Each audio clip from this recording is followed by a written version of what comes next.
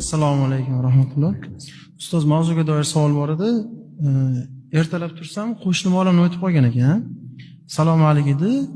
O'shanga ishga ketishdan oldin chiqib ta'ziya bildirdimda, yaqinlariga bitta tilovat qilib Fotiha qilgandim. Shunda bir yosh keksa odam o'rnidan turib, da'da qilib ketdi. Nimaga tilovat qilasan?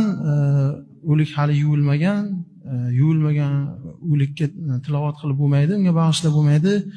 Sen unga ozor berding degan ma'noda rosa janjal ko'tardi, xijolat bo'lib qoldim.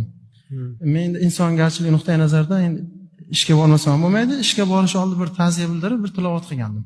Shu qanchalik to'g'ri? Shaharda shunaqa narsa bor ekan. Inson vafot etgandan keyin mayit yuvilib toki janoza o'qilmagunigacha unga qiroat qilinmaydi, unga duo qilib bag'ishlanmaydi. Janoza o'sha duo. Janoza o'lik uchun, demak, o'lgandan keyingi eshik ochildi degan gap bo'ladi. Shuning uchun janozagacha qiroat qilinsa ham, istig'for aytilsa ham, tahlil aytilsa ham bag'ishlanmasdan turiladi. Qiroat qilishingiz mumkin, lekin bag'ishlamaysiz.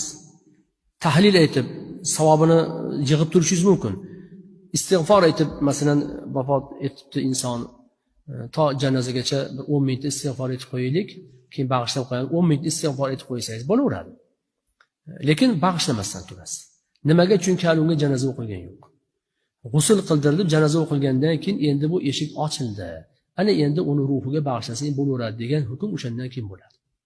Shuning uchun xalqimizda o'sha vafot etib qolsa, to janoza o'qilmagungacha borsak, masalan, ko'rgansizlar odatda ham, borsa, shunda borda inna lillahi va inna ilayhi roji'un deb qo'ya qolinadi. Tilovat qilinmaydi, boshqa qilinmaydi. Dafn qilib kelingandan keyin tilovat qilish boshlanadi. Demak, o'sha janozadan keyin bo'lish kerak. Endi sizga o'xshab kimdir shunaqa xato qilib qo'ysa, u qiyomat emas u. U vahima, janjal, to'polon qiladigan narsa emas. U johillikda tushuntirish kerak. Unaqa shu yerda xato bo'lib qoldi, birodar. Janozadan keyin bag'ishlanadi desa bo'ldi, tamom. Shuni to'polon qilib, janjal qilib, vahima qilib yoqa yirtish kerakmi endi? Harom ishni qilgan yo'q, masalan. Harom ish emas u.